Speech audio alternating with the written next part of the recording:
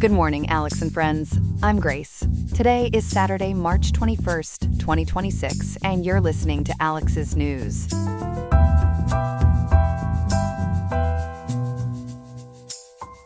Riverside is looking at a particularly hot day today, with temperatures peaking at 92.4 degrees before dipping to a low of 72.8 degrees later this evening. Be sure to seek out some shade and stay hydrated if you are outdoors. On today's show, we are examining why the United States is utilizing Iranian oil that is officially under sanctions. We will also dive into the concerns surrounding a century-old dam that has become the focal point of the current flooding crisis in Hawaii. In addition to these topics, we have a variety of other stories to get through today. All this and more coming up on Alex's News. Stay tuned.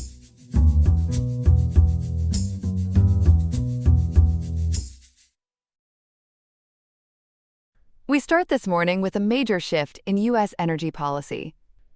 The Trump administration is releasing roughly 140 million barrels of Iranian crude oil onto the global market, right in the middle of an armed conflict with Iran.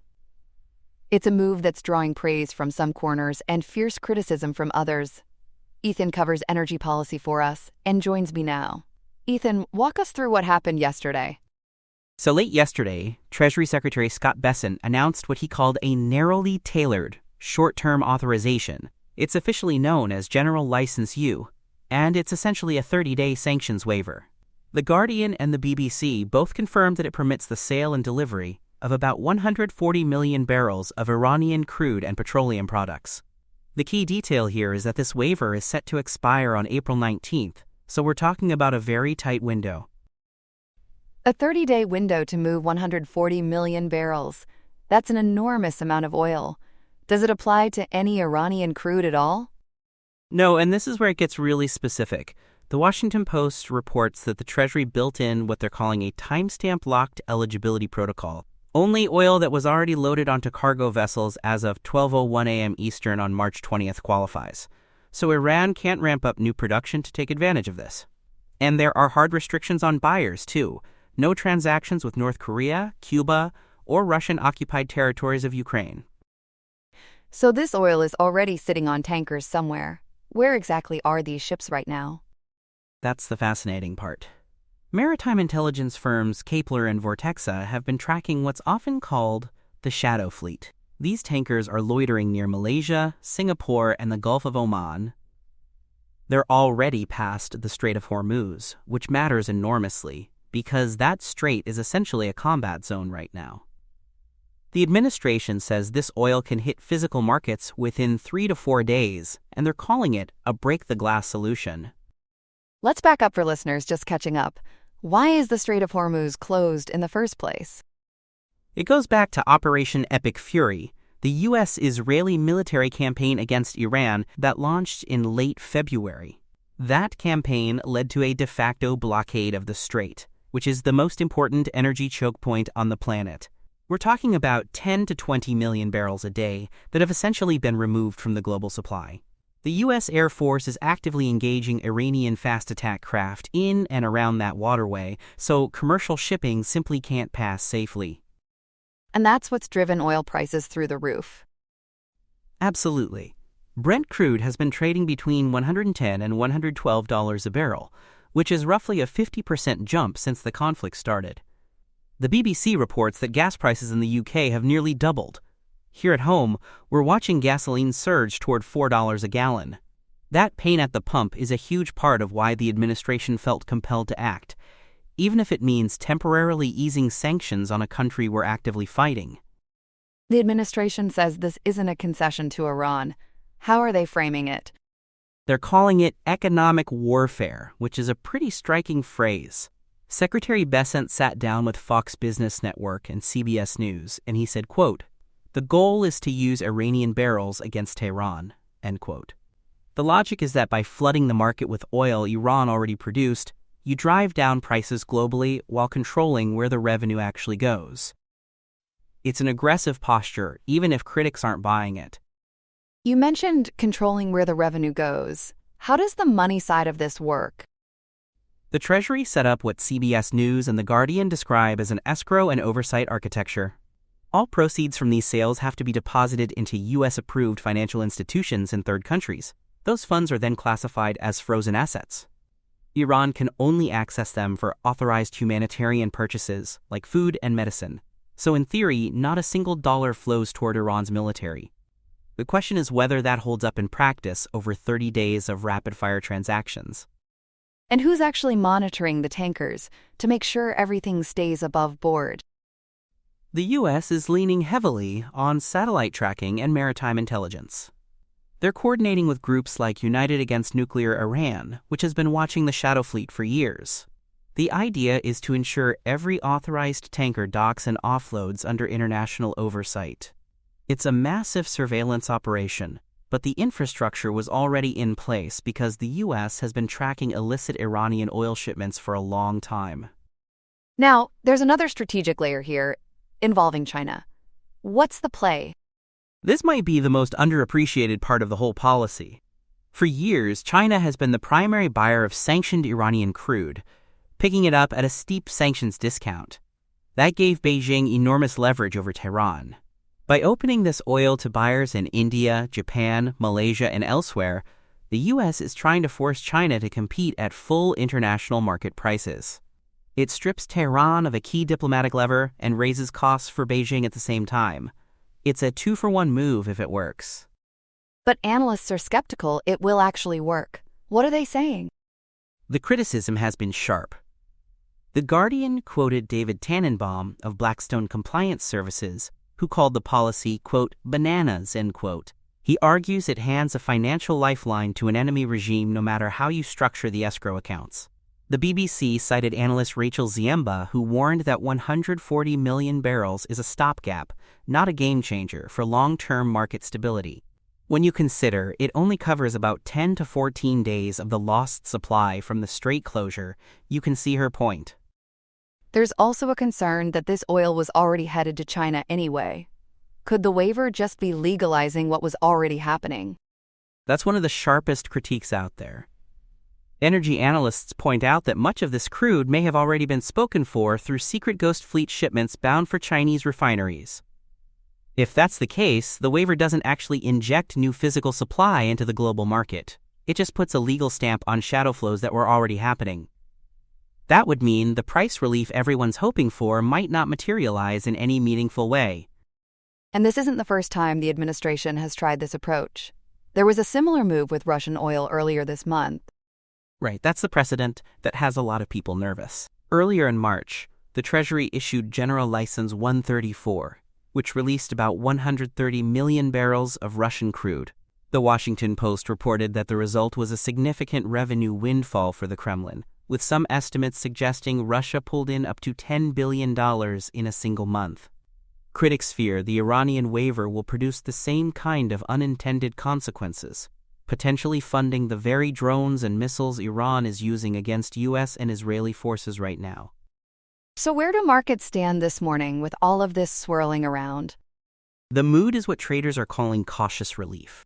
Brent crude has pulled back slightly from its peak of $120 a barrel, but the war risk premium is still baked into every transaction. Investors know that 140 million barrels buys time, but it doesn't solve the underlying crisis. Until the Strait of Hormuz reopens or some ceasefire takes hold, we're looking at a fundamentally broken supply chain. The next 30 days will tell us whether this gamble pays off or backfires spectacularly. A lot to watch in the weeks ahead. Ethan, thanks for breaking all of that down for us. Happy to do it, Grace. We've got more news ahead this morning, so stay with us. We move now to our second story this morning, and it's a major one out of Hawaii. The islands are dealing with what officials are calling the worst flooding in at least 20 years. Chloe has been tracking this for us. Chloe, how bad are we talking here? Grace, this is shaping up to be a genuine catastrophe. Back-to-back winter storms have hammered Oahu especially hard, displacing thousands of people and triggering hundreds of water rescues. Governor Josh Green now estimates preliminary damage on Oahu alone could top $1 billion. And on top of all that, a 120-year-old dam is threatening to fail, which would put thousands more lives at risk. Let's start with the weather. What kind of storms produced this much rain?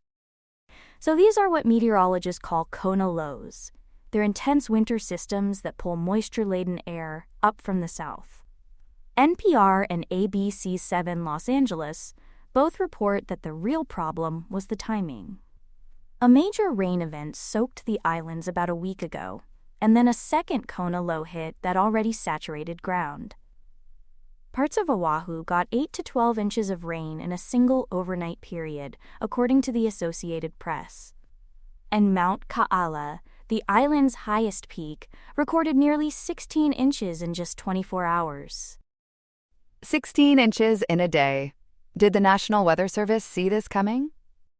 They did issue warnings, and they categorized what followed as widespread, life-threatening flash flooding. That's about as serious as their language gets. Scientists have also pointed out that these kinds of deluge events are becoming more frequent and more intense, consistent with what we know about climate change. A warmer atmosphere holds significantly more moisture, and that means when it does rain, it can rain much harder. Now you mentioned a dam in danger. Walk us through that. This is the Wahiawa Dam, also known as the Lake Wilson Dam. It sits north of Honolulu, and it was originally built back in 1906 for the sugarcane industry. It's an earthen structure, meaning it's essentially a massive wall of compacted earth, not concrete.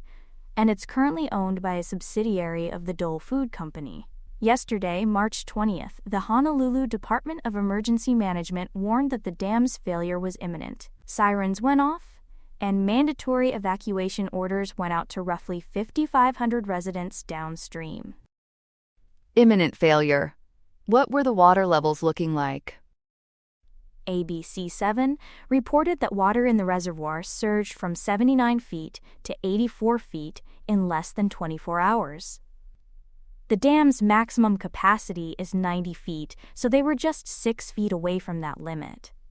Now, water was flowing over the spillway, which Dole says is actually a safety feature. CBS News reported that the spillway is designed to release water before it overtops the earthen embankment, because overtopping is what causes a rapid, catastrophic breach. But here's the catch. State officials say that spillway is historically undersized. It can only handle about 50% of a maximum flood event. So essentially, the safety valve itself isn't big enough. Exactly right. And that's why state officials stayed on high alert even as Dole representatives insisted the dam was, quote, operating as designed, end quote. There was real tension between those two messages. To buy some extra margin, the Hawaii National Guard deployed what are called aqua dams along the top of the structure. Those are water-filled barriers that essentially add height to the dam. It's a temporary fix, but when you're staring down a potential breach, you take every inch you can get. What about the people living downstream? How did those evacuations go? The mandatory orders covered the communities of Halewa and Waialua on the North Shore. Residents were told to leave immediately, but the evacuations hit a snag when a primary shelter at Waialua High and Intermediate School started flooding itself. About 185 people and 50 pets had to be loaded onto buses and moved to a different location, so even the emergency plan needed a backup plan.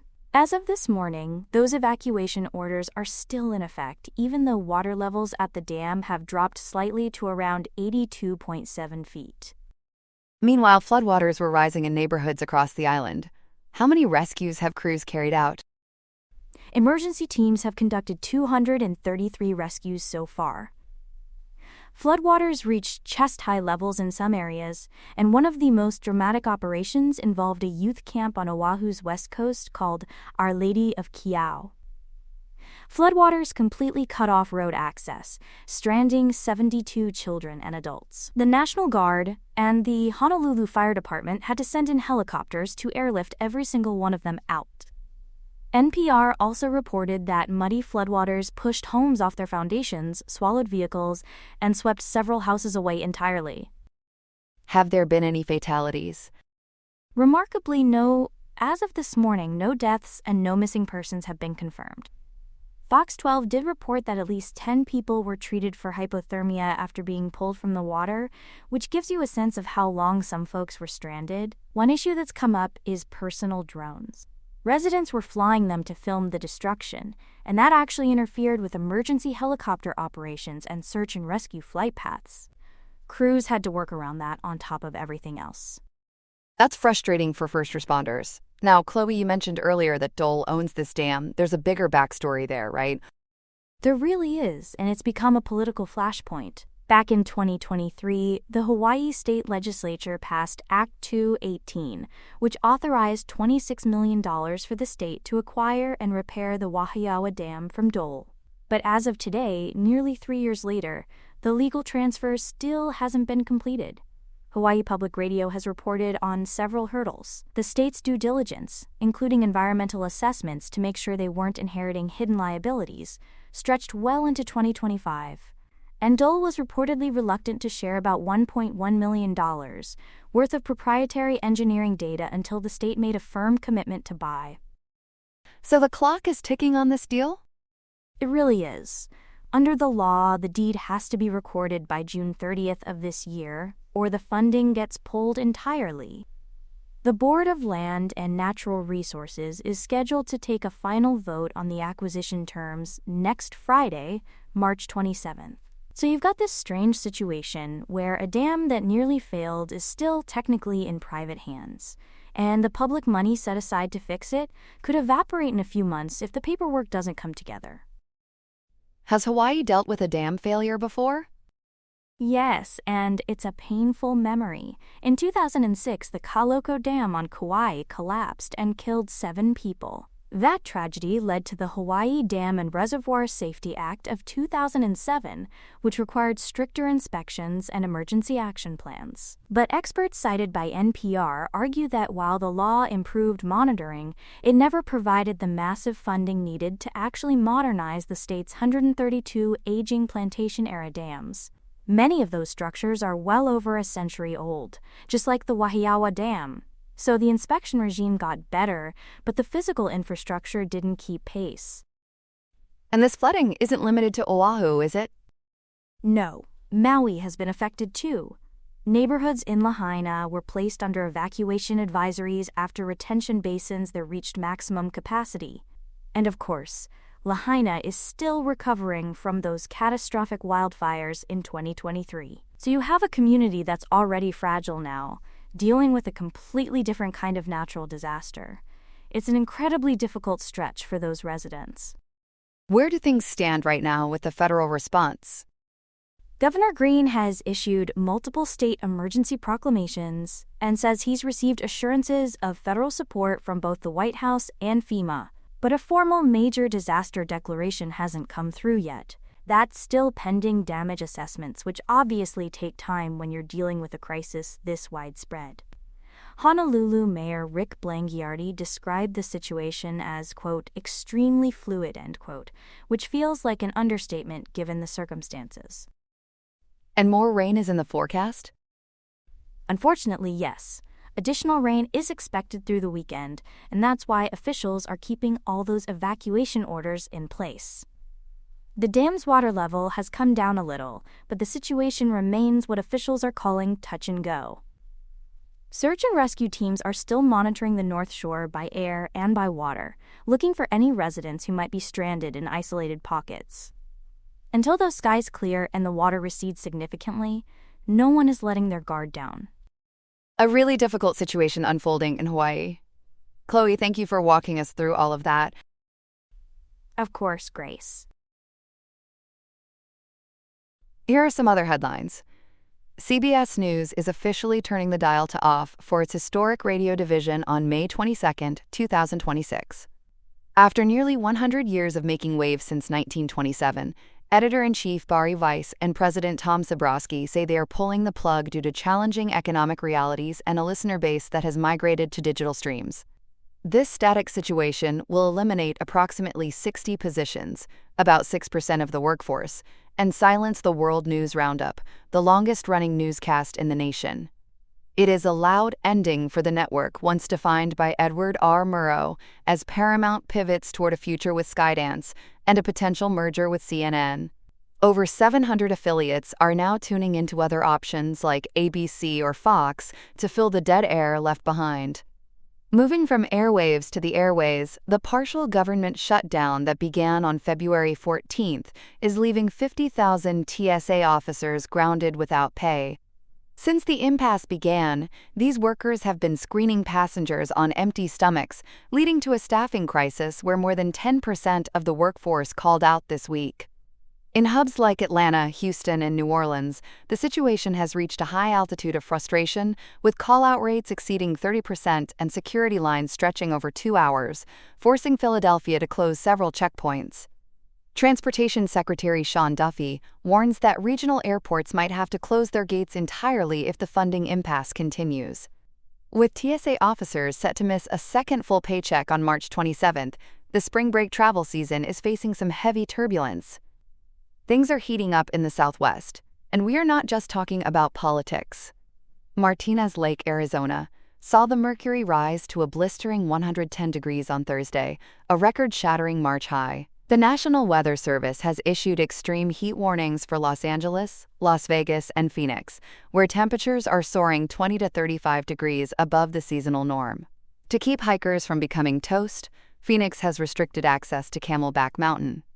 Scientists from World Weather Attribution say this sizzle would have been virtually impossible without human-induced climate change, proving that our planet is currently in some very hot water. In the Capitol, a judge has decided that the Pentagon cannot keep the media on such a short leash. District Judge Paul Friedman blocked a policy that restricted journalists, ruling it unconstitutional under the First and Fifth Amendments. The ruling follows a challenge by the New York Times against rules that prohibited reporters from soliciting unapproved information. While Secretary Pete Hegseth argued the rules were common sense, the court found they were more about defensive posturing than national security. The judge's 40-page opinion ordered the reinstatement of credentials for 7 journalists, ensuring they can keep a close watch on military moves in Iran and Venezuela. Finally, Elon Musk is finding that a bird in the hand might cost $2 billion in the bush. A San Francisco jury has found the billionaire liable for defrauding Twitter investors during his 2022 acquisition. The jury decided that Musk's tweets claiming the deal was on hold were materially false, causing the stock price to take a nosedive. While Musk's legal team calls the verdict a mere bump in the road and plans to appeal, attorneys estimate damages between $2.1 and $2.6 billion. Despite the heavy fine, with a net worth of $814 billion, it is unlikely the tech mogul will be checking his couch cushions for spare change anytime soon. That's all we have for now. Today's episode was made by Alexander King with Claude Opus 4.6, Gemini Pro 3.1, Gemini Flash 3, and Google Cloud Text-to-Speech. I hope you have a great day. I'll see you tomorrow, Alex.